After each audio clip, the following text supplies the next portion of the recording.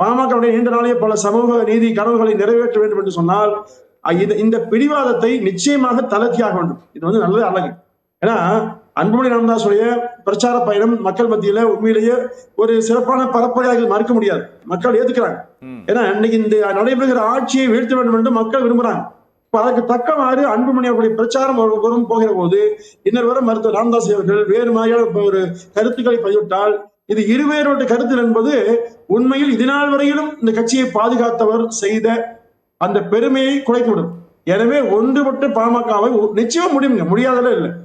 அன்புமணியுமே சொல்றாரு, பொதுக்குழு 40 முறை பேசுறாங்க, பேசாம இருக்க வாய்ப்பு இல்லை. சொந்த தகப்பனார் தான் இது, அம்மாவோட பேசிக்கலாம் அல்லது சகோதரியோட பேசிக்கலாம், பேசாம இருக்க வாய்ப்பு இல்லை. ஆனா மருத்துவர் ராமதாஸையும் பேசிக்கலாமுங்க, ஏன்னா அவருக்கும் வேணா நெருங்கிய ஏகே மூர்த்தி நெருங்கிய உறவு பேசிக்கலாம். ஆனாலும் சில வேண்டாதவருடைய தொடர்பு மூலமாகவே அங்கே ஒரு சச்சரவு அங்கேயும் இருக்குது இங்கேயும் இருக்குது. இதை முடிவு கொண்டு வருவதுதான் மிக சிறந்த வழி. நிச்சயம் வரும் நம்புறேன். ஏன்னா பொதுக்குழுல அவர் வந்து ஏன் அந்த மாதிரி செஞ்சாருன்னா, தன்னை அடிப்படை உறுப்பினர் இருந்து மாநில பதவியிலிருந்து நீக்குவதுங்கிற அச்சம் அவருக்கு. இங்க மருத்துவர் ராமதாஸ் அவர்களுக்கு தன் பிடியிலிருந்து முழுமையாக அன்புமணிக்கு கட்சி சென்றுவிடும் என்கிற அந்த அச்சம். அப்ப 2 பேருமே அச்சத்தின் அடிப்படையில செயல்படுகின்ற சூழ்நிலையில பாதிக்கப்பட்ட யாருங்க?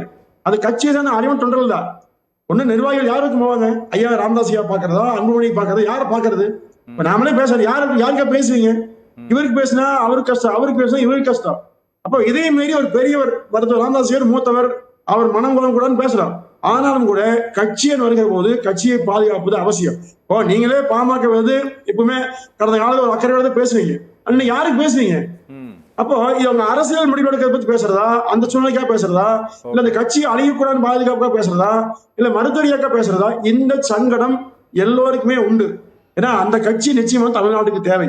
அது பல காலகட்டத்தில் நன்மையை செய்திருக்கிறது, மறுக்க முடியாது. எனவே அந்த கட்சி எதற்காகவும் அழியக்கூடாது என்பதுல உண்மையான அக்கறை நம்ம எல்லாத்துக்கும் உண்டு.